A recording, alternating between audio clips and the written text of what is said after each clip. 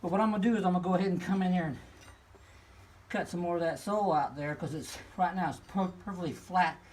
And you don't want to leave that much sole in there. If you do, the horse is walking around on his sole, and more than likely they'll come up lame on you.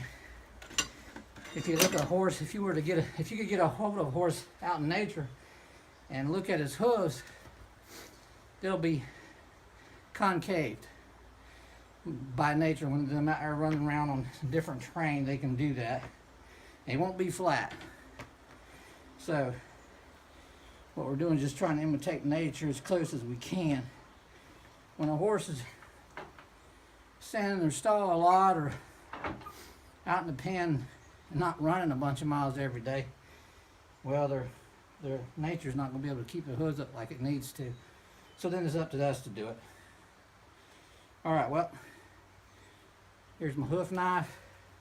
We'll see how sharp it is. There again with this here, I don't try to take too much off at one time. And that's what you want to do when you're first practicing. And all horse hooves, as far as their angles, are not the same. Kind of like our fingernails. Everybody's fingernails are not the same. What I'm doing here is I'm pulling with this one, but I got my thumb here, and I'm kind of pushing on the blade. That way I can control it. Because when you just freehanding like here, you can't control what you're doing. So, put the blade there, put your thumb on, push with your thumb, and this here you're just kind of flicking that there. And I'm just trying to cup it some. And I'm cupping from here, right there to that band right here.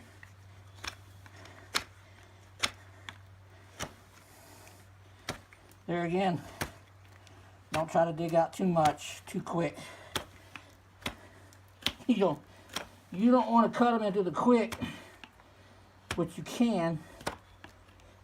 Then you're going to have a lame horse. Just like if you cut your fingernails or toenails into the quick, you won't be doing much with them for a while. Here you got to be careful that you don't cut this finger here when you're using your thumb and pushing the blade.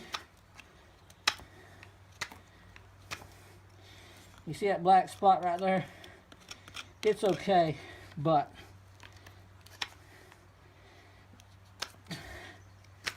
that's something you want to check. Make sure your horse isn't getting an abscess.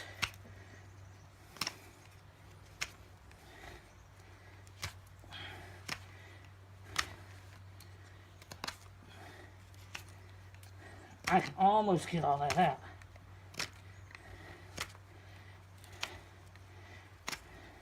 Almost. Kind of like horseshoes, hand grenades.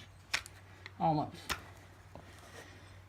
And keep in mind where your face is at when you're down there. Because if the horse gets spooked on you, for whatever reason, you got your face right there, you can get smacked in the face. And if you start getting a little winded like I am, you just let him take his foot back. He can get a little bit of a break, and you can get a little bit of a break. Oh, try not to hold your breath when you're doing that. And that's something you have to work on, because that'll wind you just quicker when you're not breathing. All right, now we're going to pick that foot back up. Check it again. See, now I can go back in here and file this down a little bit more. I'll probably come in. Now you see that spot right there, that dark spot? That's where you got to be careful. Because if you kept digging in there, he'd start bleeding right there on you. Now this here, I got to cut that part of the frog there.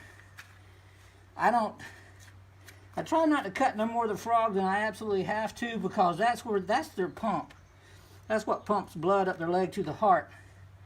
So if you cut all that frog out, well, you just cut away the pump.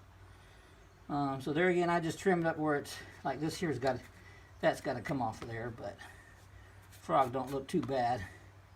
And I'll trim a little bit more, and I'll get almost all of that quarter crack out of there. So let's get that done.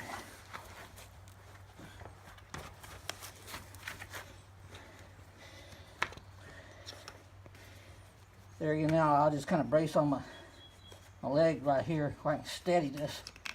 Just kind of, so that's like a piece of leather right there. That's hard as a rock. That's about all I need to do with that. Here I can go down a little bit more. There again, you're trying to cup it. So it's going to be deeper in here. And when you cup it, you come back up to here, and you're not taking nothing away from that area. All around this area, try not to take away. You're just cupping it in here. There again, don't overdo the cupping either, because if you do, well, you weaken up the hoof. If you cup it too much, then it's going to want to draw in on you, and you don't want that either. So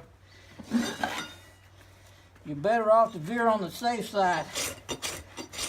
Don't take away too much.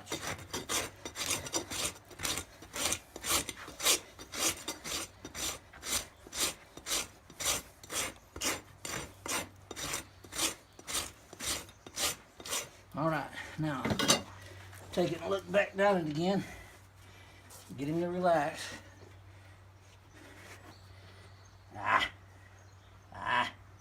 Quit it.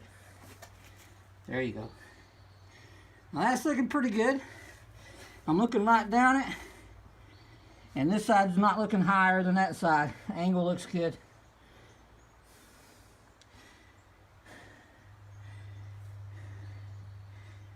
I can come back in here and trim that a little bit more now. So let's go ahead and do that. Won't take much.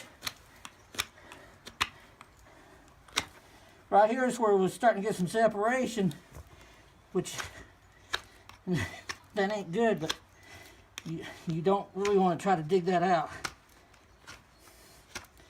Just leave it alone.